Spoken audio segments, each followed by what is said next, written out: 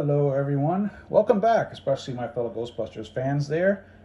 I have something in front of me which I think is very special and cool. The Ghostbusters 2 River of Slime record / soundtrack released by Shapeshift Records. And it's only available on LP. Actually, let me go backwards a second. They recently released a digital version, so that's also available right now. But this is a soundtrack presentation featuring score highlights from Randy Edelman's score to Ghostbusters 2, as well as most of, if not all of the major songs, like from Bobby Brown, On Our Own, Run DMC, Ghostbusters, Higher and Higher, etc. And basically, this record company and the producers turned those songs and score cues into Nintendo-esque 16-bit tracks and made it sound like they were or came from the soundtrack to a Nintendo game, particularly the Ghostbusters 2 game. And I thought that was a super awesome, great idea. And I hope this does well, because I would love to see them do this to a lot of other classic films and scores out there. It's a great idea. There was a Nintendo game released in '89, and I remember having it, and the music was pretty cool at the time, but this is way more faithful to the film itself.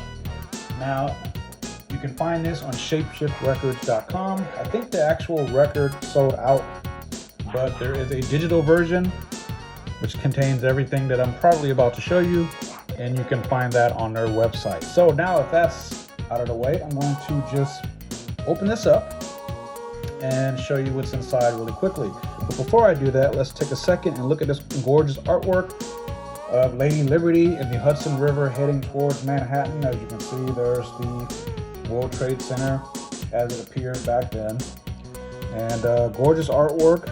Unfortunately, I would have preferred to have had some font across the record to say Ghostbusters 2 River of Slime. That would have been cool. But I don't know if they were able to do that. But it still looks gorgeous as a piece of artwork. So, and on the back, before I open it up, sorry, you can see it says River of Slime. You've got the underground there of the train station there where the slime was rising beneath the streets of New York. And you can get a basic track list there. You can see the score highlights as well as all the songs kind of scattered through there. It's pretty much in film order.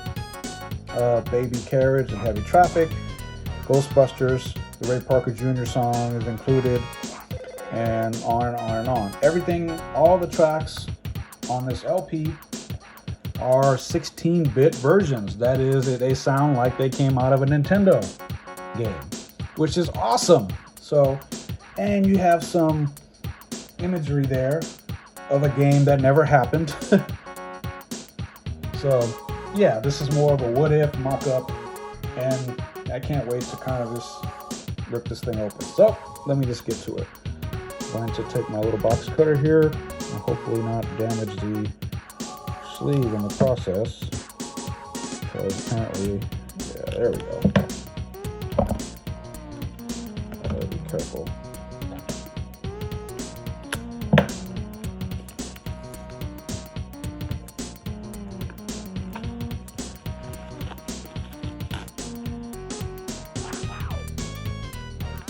I don't mean to bore you all, but I thought this was cool and just wanted to share it with you. Get the plastic out of the way there. And there it is. And now it doesn't flip open, so there's nothing really there. But all the contents slide right out. And I think that's everything. So I'm going to move this aside for just a moment and basically just go through this. Look at that. Gorgeous piece of artwork. If you're an 80s kid who was a teenager in the 90s, you're gonna love this. You got like an old style TV tube there with everything you could possibly want from that time period, including River of Slime. I see what they did there. You got an old Kenner style RGB figure there. Ecto Cooler, of course, because why not? It's Ghostbusters. An old style Nickelodeon sticker. Boy, that triggered a lot of memories. Of course, the Shapeshift Records sticker there. and the game that never happened that they sort of came up with, which is an excellent idea. And there's the Kenner Real Ghostbusters Ecto 1. A lot of us remember that. And you flip it over and you get some more awesome things like a VCR, more RGB figures, a GB2 poster, a lava lamp Vigo, the Stay Puft, Aliens and Terminator and The Thing and a Sega Genesis. And probably one of my favorite things on here is a picture of Winnie Cooper from the Wonder Years.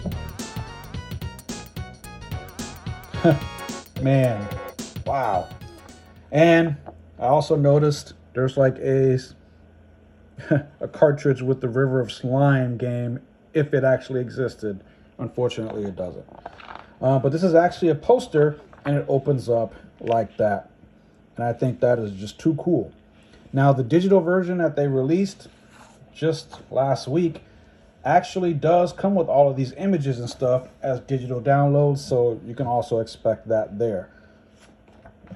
And of course, this is the LP sleeve with the liner notes, giving you a nice little background on what they did or how they did it or why they did it. And you flip it over and you have a very cool picture of Giannis going up and down the aisle, or going down the aisle after leaving Dana's apartment in Ghostbusters 2 with his eyes glowing, because at this point he's possessed or was possessed by Vigo the Carpathian, or Vigo the Cruel, or Vigo the Unholy, or Vigo the Butch. And sliding out the LP itself, oh wow, this looks awesome. They made it so that it looks like the slime, the pink slime. And you can see there in the center, you got a recreation of the courtroom scene. The Ghostbusters there battering the Scoleri brothers, friends of yours. And on the back, we have Ray dangling from the wire in the subway tunnel with the slime reaching out to grab him. And as you can see, and forgive me if I'm pronouncing his name wrong, but his name is Anar Caterman. Anar Caterman. Music by him. That is the composer, the arranger, the individual who took all of Randy Edelman's and Bobby Brown's, Run DMC's, etc., all their songs, and made them into 16-bit versions. This is awesome. A beautiful looking record. You can see the slime. Beautiful. So I'm just going to slide this back in here.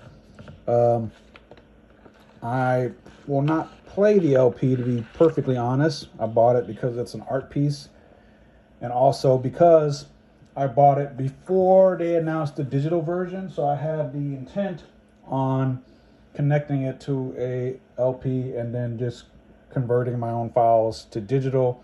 But then they released or announced that they were going to release a digital version, which saved me the trouble, so I can just display this. So I'm going to also move this aside, and we have some more artwork here with another LP inside of the Titanic, with some of the ill-fated Titanic, or rather the sunken Titanic, finally appearing to New York Harbor.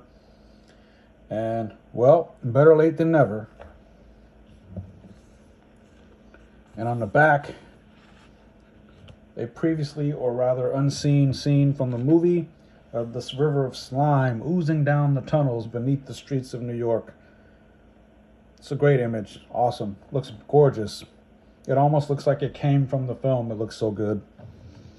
And this particular sleeve contains the second LP, which this time is green. Beautiful. And on one side, we have the Ghostbusters battling Vigo toward the end of the movie while he's holding a possessed Ray stance. Things always happen to Ray.